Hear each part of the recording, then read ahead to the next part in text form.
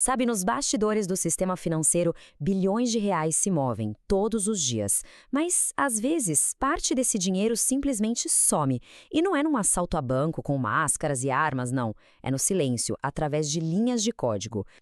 Olha só esse número, 3 bilhões de reais. Essa é a quantia que, segundo estimativas, foi desviada. Um valor que abalou o sistema financeiro no que os especialistas já estão chamando de o roubo do século no Brasil. E claro, a primeira pergunta que vem na cabeça é: como isso foi possível?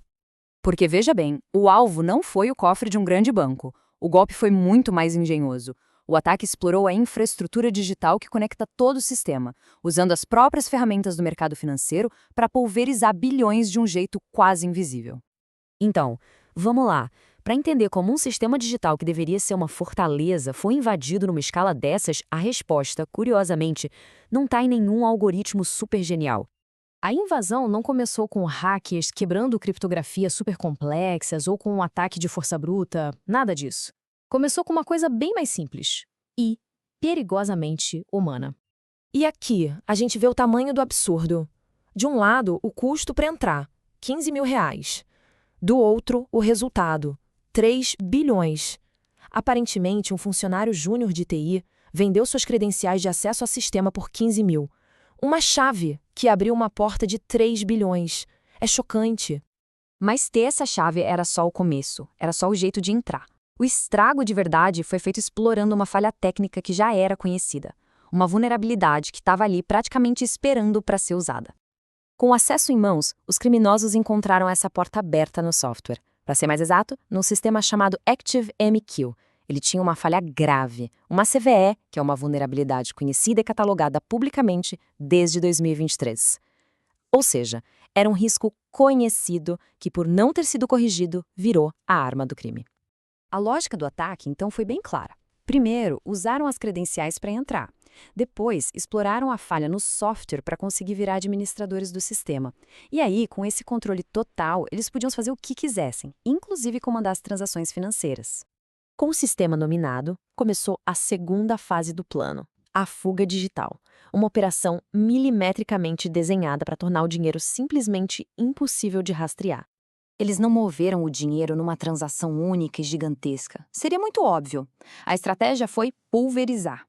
Eles quebraram os bilhões em centenas de Pix para contas de laranjas, de pessoas falecidas, empresas fantasmas e, muito rápido, converteram tudo em criptomoedas, misturando os fundos para apagar qualquer rastro. E essa linha do tempo aqui mostra o problema da demora na reação. 20 minutos depois da meia-noite, um sistema detecta um movimento estranho. Mas só às 4 da manhã, quase 4 horas depois, uma corretora de cripto faz um alerta humano. O banco só é avisado às 5. Foram horas preciosas em que o dinheiro continuou vazando. Pensa só, o sistema tradicional levou quase um dia inteiro para reagir completamente. Um dia é tempo mais do que suficiente para bilhões de reais desaparecerem. Agora, e se o alarme pudesse ter soado antes do estrago se espalhar? É exatamente aqui que uma defesa proativa muda o jogo. Em vez de correr atrás do prejuízo, a tecnologia moderna pode ser projetada para enxergar o ataque enquanto ele acontece, detectando as anomalias em tempo real. É exatamente essa a filosofia por trás de soluções como a da Central Call. Um agente inteligente, por exemplo, que analisa os padrões de transação sem parar, teria identificado aquele comportamento inicial atípico, aquelas centenas de Pix no meio da noite, como uma ameaça de altíssimo risco. E o alerta teria sido gerado não em horas, mas em segundos. Esse incidente todo expõe uma verdade fundamental sobre as finanças de hoje.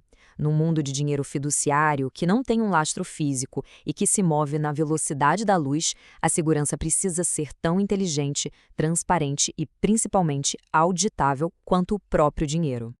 No fim das contas, a grande lição é que a segurança não pode mais ser um muro passivo esperando ser atacado. Precisa ser um sistema ativo, inteligente, que enxerga as ameaças invisíveis antes que elas se tornem o próximo roubo do século. A questão não é se haverá uma próxima tentativa, mas quem vai estar preparado para vê-la primeiro.